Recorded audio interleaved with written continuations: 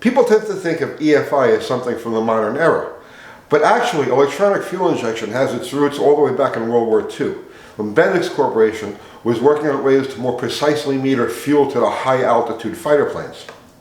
After the war, around 1953-54, they took this technology and started working towards developing an automotive application for it. And they came up with the Bendix Electrojector.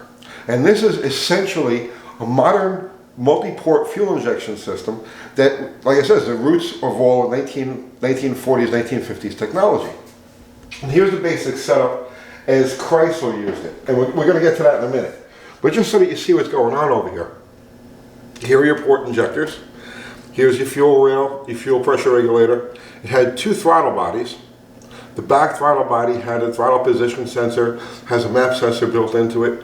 The system also runs off of a coolant temperature sensor. It has an air temp sensor. Basically, all of the feedback didn't have oxygen sensors, but it had every other feedback that a conventional fuel injection system would. And then it had a distributor triggering the point. So we're going to get to all of that in a minute. So, 1957, Chevrolet had gone with the Rochester ramjet fuel injection for its high-performance Chevrolet and Pontiac engines. And Chrysler didn't want to be left out of the fuel injection loop. So it coupled up with Bendix, and for 1958 it was going to introduce a full line of fuel-injected engines across all of its models, Dodge, Plymouth, Chrysler, and DeSoto. So there were two versions of this setup. The first was the wedge motor. So this is the 361 that would have been in a DeSoto. Plymouth got a 350 big block, the one-year only 350 big block, also a low deck, and it shared this system. And then the Chryslers and the D500 Dodges got the Hemi motor and this slightly different one. Well, the system itself is the same, but things are just routed differently. Like here's your regulator back here on the side instead of in the back. So this, and actually this particular one right here, this is the Chrysler show car, and you can tell the difference between, because it has these covers, these perforated chrome covers over the wire looms and in the front over here, where the regular production engines didn't have that. So the heart of this system, you had two basic important things here. The first was the triggering device. So this is the standard Chrysler Prestolite dual point distributor it found in high performance Mopars right up until 1971. And then you guys who know these distributors recognize this as a mechanical tack drive. But in this application, they ran a second dual point distributor off of it. And this dual point was used to trigger the injectors. Then you had this, which was a computer. Well, now it's funny because if you go and you read the SAE papers on this, they don't use the word computer anywhere. They call it everything but a computer. They call it a black box, they call it a brain box, they call it a processor. They never call it a computer. But what it is, it's a series of capacitors, transistors, resistors, all packed in there, and taking all of the input from the sensors on the engine, they modulate the injector pulse width. And that's how you get your, exactly like today's fuel injection systems do it. Now, this was the downfall of the system. So here's what happened with this, right? The Chrysler engineers built this system into the car and tested it. They were doing it under very controlled circumstances. They were doing it at the proving grounds. They were doing it in, out on the open road, out of the eyes of the general public. And the systems functioned really nicely. There were no issues. So after a year of testing, the engineers deemed it good to go for production, and for 1958, Chrysler offered it for, regular consumption.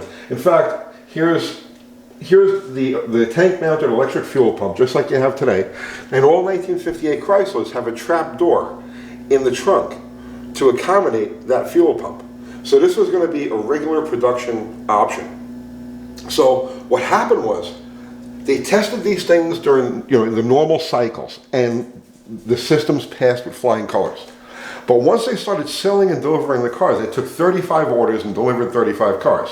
And it was a mixture of Dodges, Plymouth, Chryslers, and DeSotos. Cars went out into the field, and right away owners were having trouble with them. They'd be driving along, and the thing would just start to stumble, buck, backfire, made a mess, right?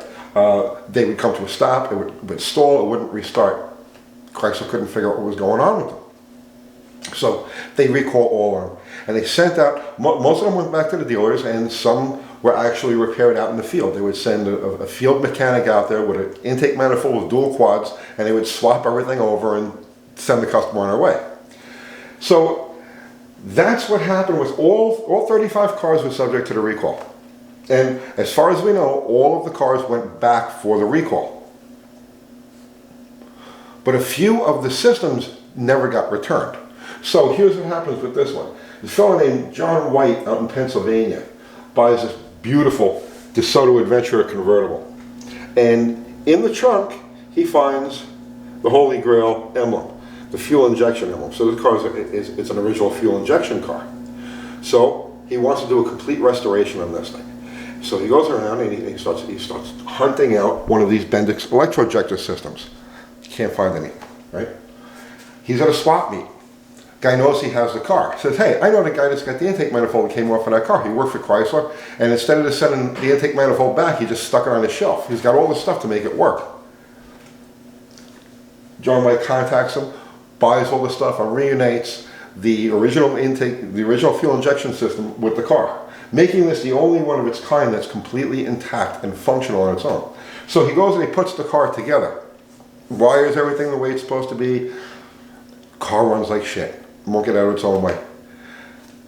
He starts troubleshooting. Now there's like no information out there on this, but by lucky chance of fate, this guy happens to be an electrical engineer. So he starts dissecting the computer of this thing, the brain box, and he finds that the resistors are wax paper style resistors. So it's wax paper wrapped up tight and encased. And those things are subject to EMF signals. So what happened was the driver owner of one of these cars would drive past, let's say, a neon sign or other source, a transformer or power lines, other sources of EMF, interference, and it would stall the car, would make it run erratic. So that's what happened with these. So what he did was he replaced all of the original capacitors with more modern stuff, and the car runs flawlessly, no problems. Makes good horsepower, good response. It's the way Chrysler had intended for this thing to be. So it was actually very sound engineering with just overlooking one minor detail. So as far as I know, that's the only one of its kind that's intact and running with all of its original parts. There is another one out there, which I believe is the Chrysler show car, the one that actually had all of these covers on it, and that one, it has the manifold with the throttle bodies on it, but all of the electronics has been replaced with a more modern system. So, it kind of doesn't count.